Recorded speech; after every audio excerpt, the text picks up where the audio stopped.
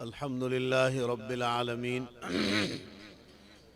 والعاقبة للمتقين والصلاة والسلام على سيد الأنبياء والمرسلين محمد وعلى آله وصحبه ومن تبعهم بإحسان إلى يوم الدين.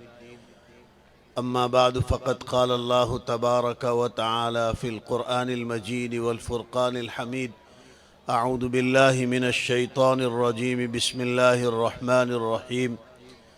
يا أيها الذين آمنوا قوا أنفسكم وأهليكم نارا وقودها الناس والحجارة عليها ملائكة غلاظ شداد لا يعصون الله ما أمرهم ويفعلون ما يؤمرون.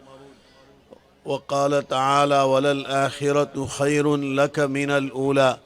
وقال النبي صلى الله تعالى عليه وسلم: كلكم راع وكلكم مسؤول عن رعيته، أو كما قال عليه الصلاة والسلام.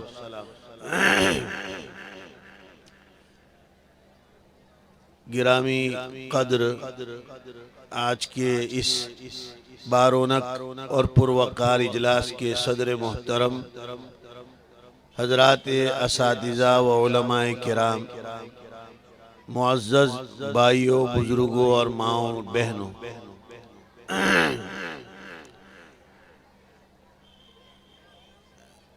یہ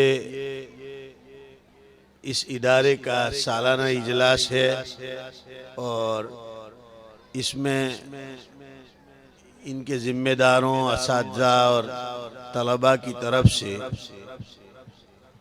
ایک شاندار پروگرام پیش کیا گیا، جو دراصل ان کی سال بھر کی جو تعلیمی اور تربیتی کارکردگی ہوتی ہے، اس کا مشت نمونہ خروارے کے طور پر، یعنی تھوڑے سے چاول پوری دیگ کا نمونہ ہوتا ہے، اس طور پر بطور نمونہ ان حضرات نے یہ بچوں کے ذریعے سے پروگرام جو کروایا ہے، یہ بتاتا ہے کہ ماشاءاللہ یہ لوگ سال بھر تندہی کے ساتھ پوری قوت، جوش، ولولے اور ہمت و حوصلے کے ساتھ اپنی محنتوں کو خرچ کرتے ہیں. اللہ تعالیٰ ان کی ان محنتوں کو قبول فرمائے، اس میں ترقی نصیب فرمائے اور ہر طرح کی آفات و بلایا اور شرور و فتن سے ان کی حفاظت فرمائے. معزز بزرگوں، میں نے قرآن مجید کی ایک آیت تلاوت کی ہے. اللہ تبارک و تعالیٰ نے اس میں بہت ہی اہم اور ضروری حکم کی طرف اپنے محبوب بندوں کو متوجہ کیا ہے. اللہ تعالیٰ نے اس میں خطاب جو فرمایا ہے وہ یا ایہا الذین آمنو کے ذریعے سے خطاب فرمایا. ایمان خالق اور مخلوق کے درمیان جو ایک رشتہ ہے، ہمارے اور اللہ تبارک و تعالیٰ کے درمیان جو تعلق ہے، عابد اور معبود کے درمیان کا جو ربط ہے، اس کا نام ہے. اس لئے کہ ایمان کی حقیقت کیا ہے؟ اللہ تبارک و تعالیٰ کو اس کی ذات اور صفات میں یکتا ماننا. کلمہ اور رسول اللہ صلی اللہ علیہ وسلم کی رسالت اور آپ جو احکام لے کر آئے اللہ کی طرف سے، ان کو سچا ماننا، یہ ایمان کی حقیقت ہے. تو جب آدمی اللہ تبارک و تعالیٰ کی وحدانیت کا اقرار کرتا ہے، لا الہ الا اللہ پڑھتا ہے، تو دوسرے لفظوں میں وہ یوں کہتا ہے کہ میرا پیدا کرنے والا بھی تو ہے، مجھے روزی دینے والا بھی تو ہے، مجھے جلانے والا بھی تو ہے، مجھے مارنے والا بھی تو ہے، اور اس دنیا سے ختم ہونے کے بعد پھر مجھے لوٹ کر تیری ہی طرف آنا ہے. تو ایمان رشتے کا نام ہے، ربط کا نام ہے، تعلق کا نام ہے. اور یہ جو تعلق ہے، یہ اپنائیت کا ہے، محبت کا ہے۔ دیکھو دنیا میں دو طرح سے خطاب ہوتے ہیں۔ ایک باپ اپنے بیٹے کو نام لے کر بھی پکارتا ہے، احمد ادھر آؤ یا محمد ادھر آؤ، عبداللہ ادھر آؤ، عبد الرحمن ادھر آؤ۔ اور ایک بیٹا کہہ کر بھی پکارتا ہے، بیٹے ادھر آؤ، میرے لاڈلے ادھر آؤ۔ بیٹا اور لاڈلا کہنے میں جو پیار ہے، جو شفقت ہے، جو محبت ہے، وہ نام لے کر پکارنے میں نہیں۔ یہاں اللہ تبارک و تعالی نے اسی شفقت کا اظہار فرمایا ہے، اور اس شفقت بھرے خطاب کے بعد آگے جو ذمہ داری ہمیں سونپی ہے اس میں بھی اشارہ ہے کہ میں جو یہ کام تمہیں سپرد کر رہا ہوں، جو کام تمہیں کرنا ہے، اس میں میری محبت کا عکس ہے، یہ میری شفقت اور مہربانی کا نتیجہ ہے۔ یہ خطاب اللہ تعالیٰ ہر ایک سے نہیں کرتا ہے۔ دیکھیں دوسروں کو اللہ تعالیٰ نے یا ایھا الذین کفروا یا ایھا الناس کہہ کر پکارا، لوگو یعنی میرا تم سے کوئی تعلق نہیں، اور یا ایھا الذین کفروا تو اس سے بھی سخت ہے، اے منکرو۔ تو یا ایھا الذین آمنوا کا معنی تو یہ ہوا کہ اللہ کہتے ہیں کہ اے مجھے اپنا سب کچھ ماننے والو، یہ مجھ سے محبت کرنے والے، یہ مجھ سے عشق رکھنے والو۔ تو ظاہر ہے جب یہ محبت اور شفقت کا خطاب ہے تو اگلا جو حکم ہوگا اس میں بھی شفقت ہی ہوگی، اس میں بھی مہربانی ہوگی، اس میں بھی ہماری خیر اور ہماری بلائی ہوگی۔ وہ حکم کیا ہے وہ اصل سمجھنا ہے۔ اللہ تعالیٰ فرماتے ہیں قُوْ أَنفُسَكُمْ وَأَهْلِيكُمْ نَارًا وَقُودُهَا النَّاسُ وَالْحِجَارَةُ، تم اپنے آپ کو اور اپنے اہل کو، اور اہل کا مطلب ہے بیوی، بچے اور جتنے لوگ ماتحت آتے ہیں، اہل تعلق، الاقرب فالاقرب، جیسے جیسے سلسلہ آگے بڑھے گا اس طرح یہ دور تک جائے گا۔ اہلی کے اندر آپ صلی اللہ علیہ وسلم کو جو تبلیغ کا حکم دیا گیا اس میں بھی اسی ترتیب کو ملحوظ رکھا گیا۔ پہلے آپ کو ذاتی طور پر خطاب کیا گیا، پھر یہ کہا گیا کہ اپنے اہل خاندان کو ڈراؤ، انذر عشیرتک الاقربین، اور پھر جا کر اللہ نے کہا بلغ ما انزل الیک من ربک، اب سب لوگوں کو پہنچاؤ۔ تو اہل میں بھی یہی ترتیب ہے۔ اللہ نے یہ کہا انفسکم، پہلے اپنے آپ کو، اور اس کے بعد اپنے اہل۔ اہل میں بیوی، بچے، اور پھر بھائی بہن بھی آئیں گے، اور قریبی رشتہ دار، پھر دور کے رشتہ دار، جو بھی ماتحت آتے ہیں، جن کی تربیت کی ذمہ داری ہے، جن کو سنبھالنے اور سیدھی راہ بتلانے کی ذمہ داری ہمارے حوالے ہیں، وہ سب اس اہل کے مصداق ہے۔ اللہ فرماتے ہیں تم اپنے آپ کو اور اپنے اہل کو بچاؤ۔ کس سے بچانا ہے؟ نارن، جہنم سے۔ لیکن جہنم کو اللہ تعالیٰ نے تعبیر کیا ہے نارن سے، آگ سے بچاؤ۔ اور آگ کیسی ہے؟ ایسی آگ جس کا ایندھن یعنی جس کو بھڑکایا جس سے جائے گا وہ لکڑیاں نہیں ہوگی، گھاس پھوس نہیں ہوگا، وہ گھاسلیٹ نہیں ہوگا، وہ پیٹرول اور ڈیزل نہیں ہوگا جو جلدی سے بھڑکتے ہیں، جلتے ہیں، بجھ بھی جاتے ہیں۔ وقودها الناس والحجارہ، جس کا ایندھن، جس کو بھڑکانے کے لیے جو چیزیں ڈالی جائے گی وہ لوگ ہوں گے اور پتھر ہوں گے۔ اور بھڑکانے کا اور اس کو جلائے رکھنے کا کام سنبھالنے والے کون ہوں گے؟ علیہا ملائکۃ، اس پر مقرر کیے جائیں گے ایسے فرشتے جو غلاظ شداد لا یعصون اللہ ما امرہم ویفعلون ما یؤمرون کے صفات کے حامل ہیں، یعنی بڑے تند خو ہے، بہت سخت مزاج ہیں۔ کسی کی سنتے نہیں اور دل کے اتنے سخت اور کٹھڑ ہیں کہ ان کا دل کسی کے ہائے واویلے سے، چیخنے چلانے سے، سر اور پاؤں پٹکنے سے پگھلتا نہیں ہے، جن کے دلوں میں نرمی نام کی کوئی چیز ہی نہیں ہے۔ غلاظ شداد لا یعصون اللہ ما امرہم، اللہ نے جو کہہ دیا اس میں کبھی بھی اللہ تبارک و تعالیٰ کی نافرمانی نہیں کرتے ہیں۔ وَيَفْعَلُونَ مَا يُؤْمَرُونَ، وہ کام بخیر و خوبی مکمل طور پر پورا کرتے ہیں جن کا ان کو حکم دیا گیا ہے۔ یہ آیت کا ذرا بامعنی ترجمہ میں نے کیا ہے۔ اس آیت میں اللہ تبارک و تعالیٰ یہ بتلاتے ہیں اس دنیا میں کامیاب ہونے کے لیے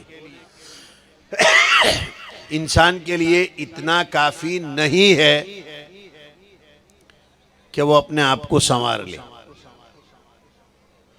اپنی فکر کر لے، میرا عقیدہ درست ہو جائے، میرا عمل درست ہو، میں نمازوں کی پابندی کروں، میں روزے رکھوں، اگر میں نوکری کرتا ہوں تو اس میں ایمانداری رکھوں، اگر میں تجارت کرتا ہوں تو اس میں حرام خوری اور حرام کمائی سے بچوں اور میں کامیاب ہو جاؤں، اتنا کافی نہیں۔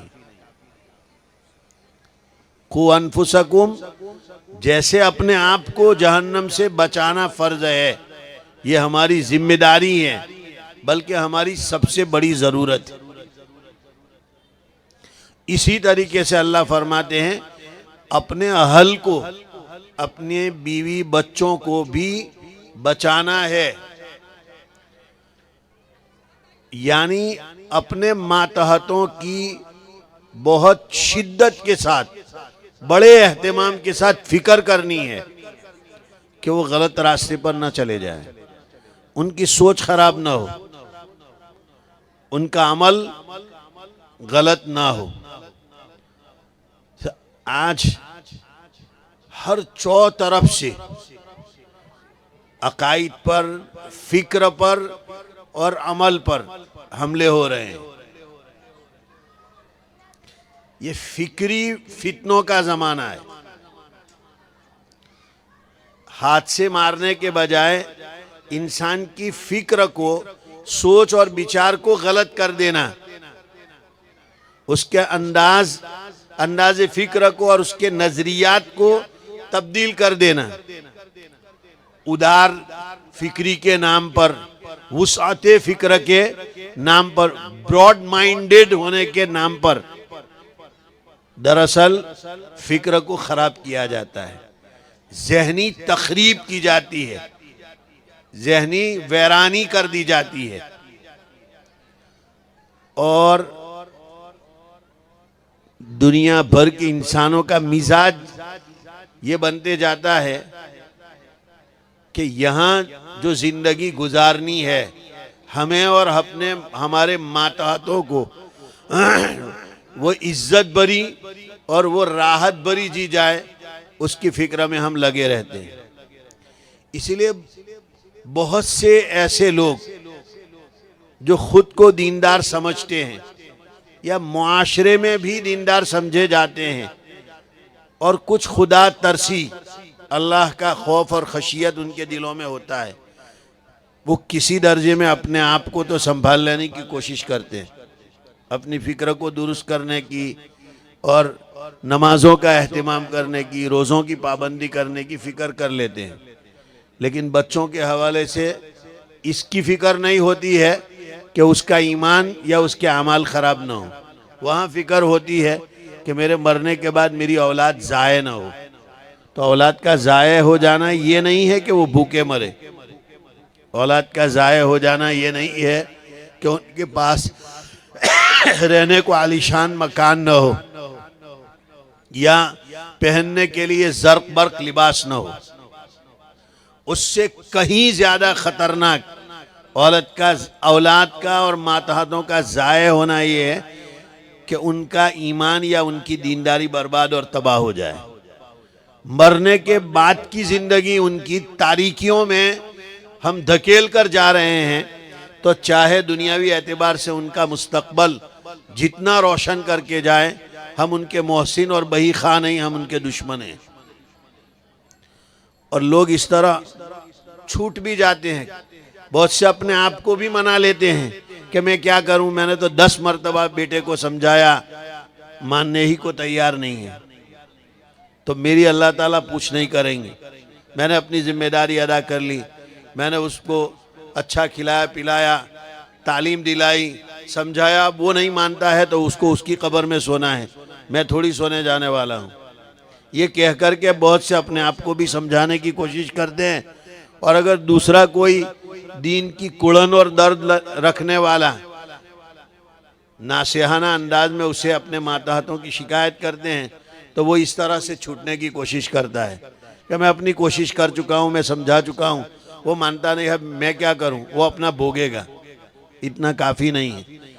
یہ غلط جواب ہے۔ اسی کو سمجھانے کے لیے اللہ تعالیٰ نے یہاں جہنم کا لفظ نہیں استعمال فرمایا، دوزخ کے لیے نار کا لفظ فرمایا کہ کس انداز میں بچانا ہے اور کتنا ایڑی چوٹی کا زور لگانا ہے اپنی اولاد اور اپنی ماتحتوں کو بد دینی، فسق و فجور، غلط سوچ اور غلط عمل کی طرف جانے سے۔ اسی کو سمجھانے کے لیے اللہ تعالیٰ نے کہا نار، آگ سے بچاؤ۔ اب سوچ لیں، اگر دنیا میں بڑی سی آگ بھڑکائی جائے، بڑا سا ڈھیر لکڑیوں کا لگایا جائے، اس کے اندر پیٹرول چھڑکا جائے اور اس میں آگ لگائی جائے، اور کوئی بچہ نہ سمجھ اس کی طرف دوڑ رہا ہو، چمک کو دیکھ کر، روشنی کو دیکھ کر کے، تو کیا ہم صرف اتنا کہنے پر اکتفا کر لیں گے کہ بیٹا جاؤ گے تو جل جاؤ گے، مر جاؤ گے، زندگی تمہاری تباہ ہو جائے گی، وہاں مت جاؤ؟ اتنا 2-4 مرتبہ کہنے کے بعد بھی اگر بچہ اس آگ کی طرف دوڑتا ہے تو ہم کہ میں کیا کروں، میں نے تو اس کو نہ کہہ دیا ہے، اسی کو جلنے کا شوق ہے تو جلے۔ کون سا ماں باپ ظالم سے ظالم اور ان پڑھ سے ان پڑھ، اجڑ سے اجڑ اور گنوار سے گنوار ماں باپ ہوں گے، وہ بھی اپنی اولاد کو اس طرح آگ میں نہیں جانے دیں گے۔ وہ ایڑی چوٹی کا زور لگائیں گے، وہ اپنی باہوں میں اس کو بھر لیں گے، ان سے کور نہیں ہوگا تو دوسرے 10-20 آدمیوں کو بلائیں گے، آؤ میری مدد کرو میرے اس بچے کو پکڑنے میں، یہ میرے قابو میں نہیں آ رہا ہے، تم پکڑنے لگو، اس کو قابو کرو۔ ہو سکے گا تو زنجیروں میں باندھ دے گا، ہو سکے گا تو کمرے میں بند کر دے گا، اور ایک نہیں 10 تالے لگا دے گا کہ بچہ نکلنے نہیں، اس لیے کہ آگ میں گرے گا تو جل جائے گا۔ یہ دنیا کی آگ ہے، اس سے اتنے ہم ڈرتے ہیں جو 20 مرتبہ دھلی ہوئی ہے۔ اللہ تعالیٰ نے یہ نارن کا لفظ کہہ کر کے یہ فرمایا کہ ایسی فکر ہونی چاہیے، اولاد کے تباہ اور برباد ہونے سے، اولاد اور ماتحتوں کی سوچ اور فکر خراب نہ ہو، اس کے لیے کس درجہ فکر کرنی ہے۔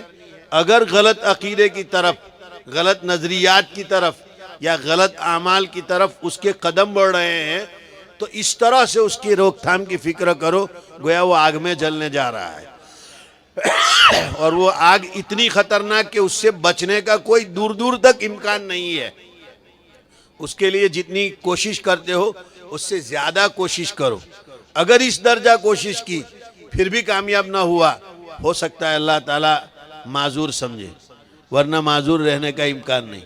اور یہ ذمہ داری صرف باپ کی ہے ایسا بھی نہیں، یہ ماں اور باپ دونوں کی ذمہ داری ہے۔ احادیث سے اس کا پتہ چلتا ہے۔ ایک تابعی ہیں حضرت شعبہ ابن دینار رحمت اللہ علیہ، حضرت عبداللہ ابن عباس رضی اللہ تعالیٰ عنہما کے آزاد کردہ غلام ہیں۔ وہ حضرت عبداللہ ابن عباس رضی اللہ تعالیٰ عنہما کی خدمت کرتے تھے، ان کے پاس پڑھتے بھی تھے، رہتے تھے، خدمت کرتے تھے۔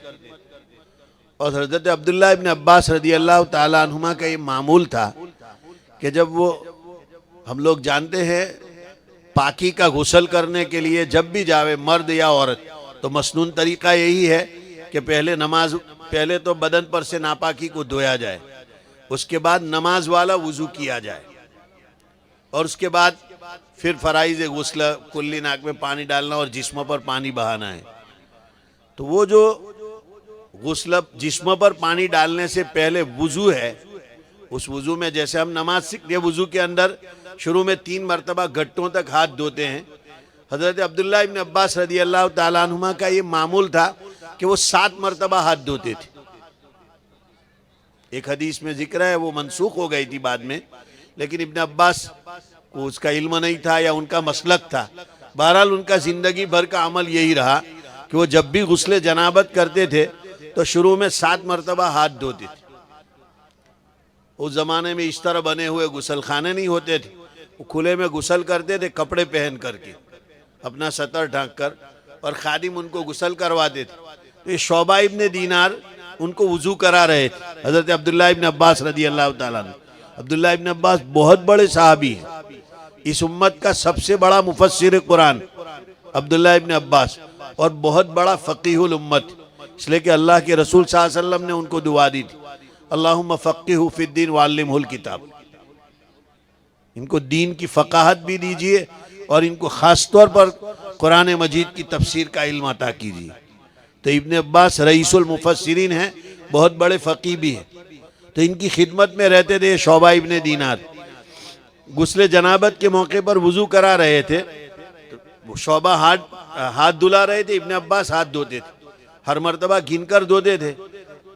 ایک مرتبہ ایسا ہوا کہ ابن عباس رضی اللہ تعالیٰ عنہما کو یاد نہیں رہا کہ کتنی مرتبہ ہاتھ دھوئے، تو انہوں نے شعبہ سے پوچھا کہ میں نے کتنی مرتبہ ہاتھ دھوئے؟ تو شعبہ ہماری طرح کے بے خبر اور غافل ہوں گے اس وقت، تو انہوں نے کہا کہ لا ادری، مجھے نہیں معلوم آپ نے کتنی مرتبہ ہاتھ دھوئے۔ اس وقت ابن عباس رضی اللہ تعالیٰ عنہ نے ان کو ڈانٹا۔ وہ ڈانٹتے وقت جو جملہ استعمال کیا ہے وہ اصل ہمارے لیے غور کا مقام ہے۔ فرماتے ہیں لا ام لک۔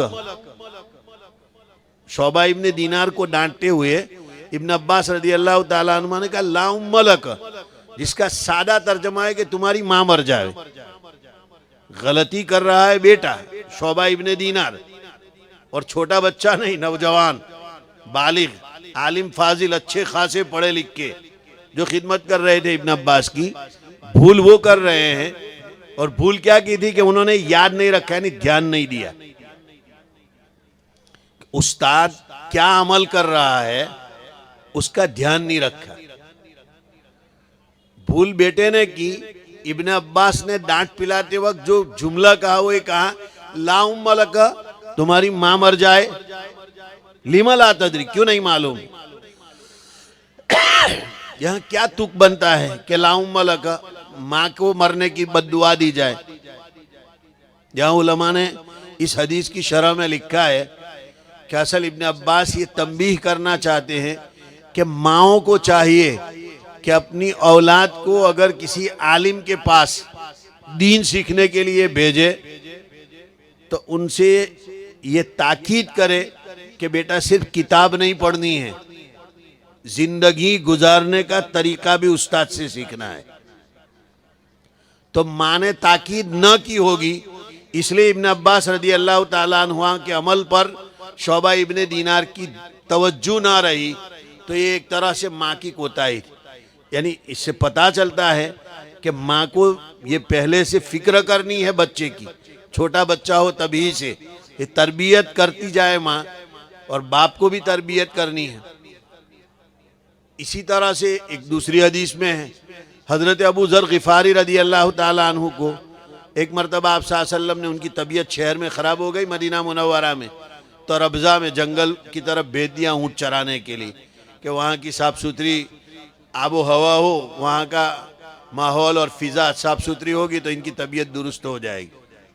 اب یہ بیوی کے ساتھ گئے تھے، وہاں جنگل میں پانی نہیں تھا، ظاہر ہے میاں بیوی ساتھ رہتے تھے، غسل کی ضرورت بھی پیش آتی تھی، پانی نہیں تھا تو مسئلے کے اعتبار سے وہ تیمم تو کر لیتے تھے لیکن ان کو اطمینان نہیں تھا۔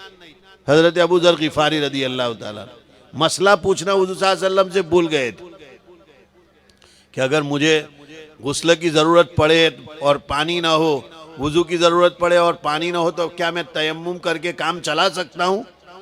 یہ پوچھ لینا چاہیے تھا جاتے وقت، لیکن چوک گئے۔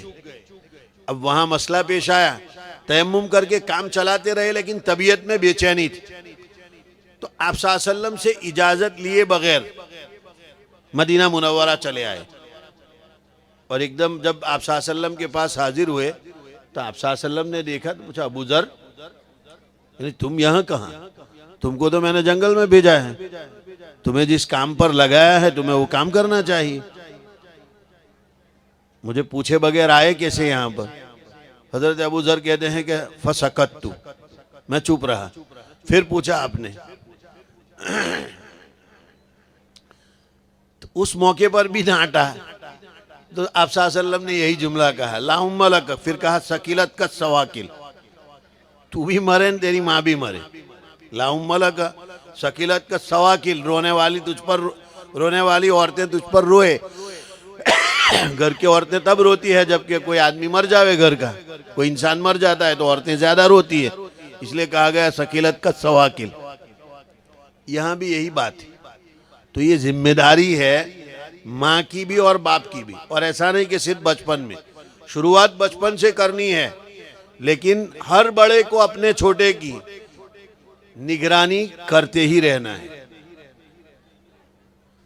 انداز تربیت بدل سکتا ہے، چھوٹا بچہ ہے ایک آدھ تھپڑ مار کے اس کو سمجھایا جا سکتا ہے، بڑی عمر ہو گئی، بات سمجھنے کی استعداد اور صلاحیت اس میں پیدا ہو گئی تو اس کو نصیحت اور فہمائش سے سمجھایا جا سکتا ہے، اور بڑا ہو جاوے تو ناراضگی کا اظہار کر کے بھی نصیحت کی جا سکتی ہے۔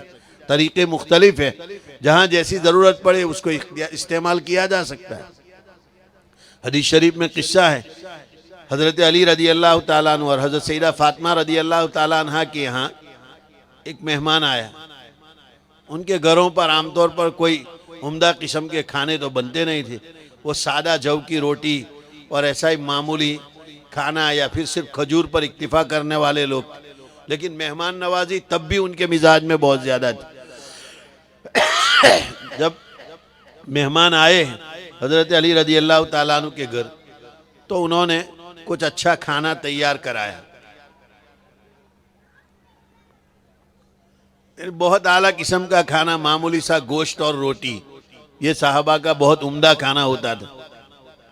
جب مہمان کے لیے وہ کھانا تیار کرایا تو سیدہ فاطمہ رضی اللہ تعالیٰ عنہ نے حضرت علی سے کہا کہ لو دعونا رسول اللہ صلی اللہ علیہ وسلم، اگر ہم جب یہ عمدہ کھانا بنا ہے تو حضرت صلی اللہ علیہ وسلم کو بھی بلا لیں تو اچھا ہو جائے گا۔ تو حضرت علی نے کہا بہت اچھی بات ہے۔ حضرت علی رضی اللہ تعالیٰ عنہ حضور صلی اللہ علیہ وسلم کو دعوت دینے گئے، حضرت نے دعوت قبول فرما لی۔ حضرت جیسے گھر تشریف لائے حضرت علی کے، تو گھر کے دروازے پر چوکھٹ میں ایسے کھڑے ہو گئے، دروازے کی دونوں جانب کی دیوار میں ہاتھ رکھ کر کے، اور ایک دم گھر کے کونے میں دیکھا اور واپس مڑ گئے۔ حضرت فاطمہ رضی اللہ تعالیٰ عنہ گھبرا گئی کہ کچھ تو غلطی ہم سے ہوئی ہے جس کی وجہ سے ابا جان ناراض ہو کر کے چلے گئے۔ فوراً دوڑی بھاگی، فکر میں پیچھے پیچھے گئی اور کہا کہ ابا جان کیا ہوا، آپ کیوں ناراض ہو گئے، کیوں واپس ہو گئے؟ تو کہا کہ آپ کے گھر کے کونے میں دیوار کے اوپر ایک پردہ لٹکا ہوا ہے پتلے سے کپڑے کا، جس پر کچھ نقش بنا ہوا تھا، بیل بوٹے وغیرہ۔ کہ یہ دیواروں پر پردے لٹکانے کی یعنی زینت بنائی، اس کا ذرا نقش و نگار جیسا کرا تھا۔ آج تو ہم تو پتہ نہیں لاکھوں روپے فقط گھر کو سجانے میں لگا دیتے ہیں، کونے میں خالی ایک پردہ دیکھا۔ حضور صلی اللہ علیہ وسلم نے حضرت فاطمہ رضی اللہ تعالیٰ عنہ کے گھر، جو ان کے اعلیٰ درجے اور ان کی عظیم شان اور مرتبے کے لحاظ سے گویا میلان تھا دنیا کی طرف، آپ صلی اللہ علیہ وسلم کی جو بلند فکر آخرت تھی اور آپ کی صاحبزادی جگر گوشہ پیغمبر، تو دنیا سے کس درجے کی بے رغبتی والی تربیت آپ صلی اللہ علیہ وسلم نے کی ہوگی۔